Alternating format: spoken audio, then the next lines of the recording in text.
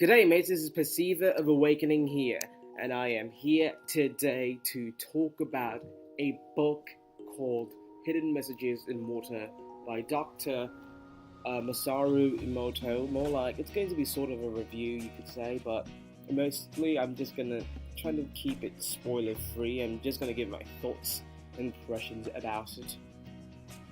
So anyways, let me start off. What sort of book is it? It's a book about, you could say, metaphysical, scientific / spirituality.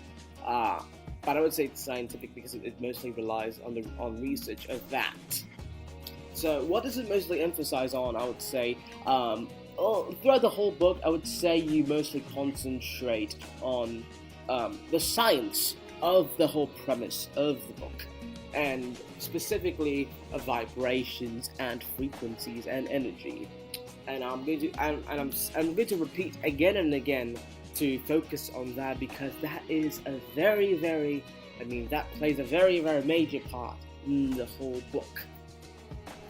And side note, this isn't the only book by Dr. Masaru Emoto. If you're familiar with Dr. Masaru Emoto, then I'm sure you've heard, then I'm sure you might have read some of his other books. There are many other books, but for me, I've read only Hidden Messages in Water, but his other books also deeply emphasize about water.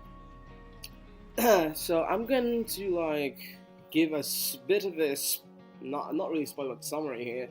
The book itself mostly emphasizes on the quality / molecular structure of water and how it corresponds to us human beings.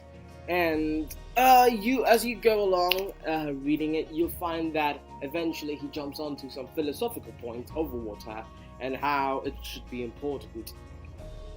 Now, what is specifically? I'm not going to mention that because then it's going to be a spoiler.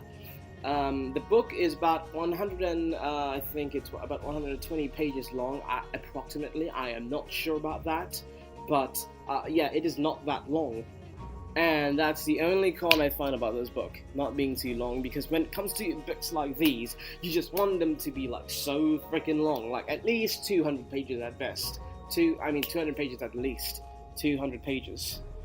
Because once you get into books like these, they just freaking blow your mind so easily. And besides that, were there any cons? No, I don't think so. But like I said, the only con I found is it's short. Okay. Pros.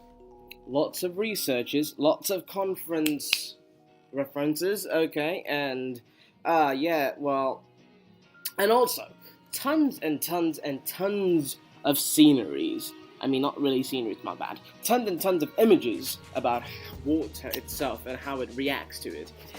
Those freaking sceneries are so freaking beautiful that I can't even explain it. The first thing I did when I got that book was I went through all of those pages just looking at those freaking images. They're so freaking beautiful.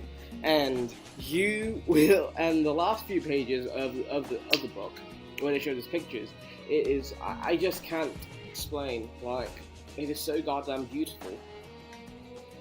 And it goes to show you how much water is really beautiful, as it corresponds to us all.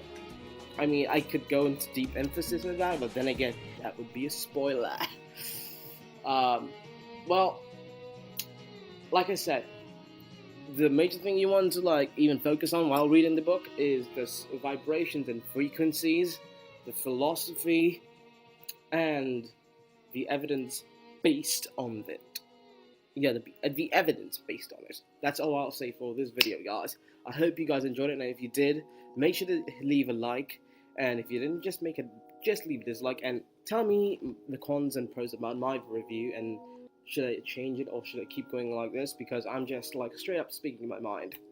Well, anyways, I hope you all have a good day / night, and I'll see you all in the next millennium with another book, Thoughts and Impressions. Good day, mates.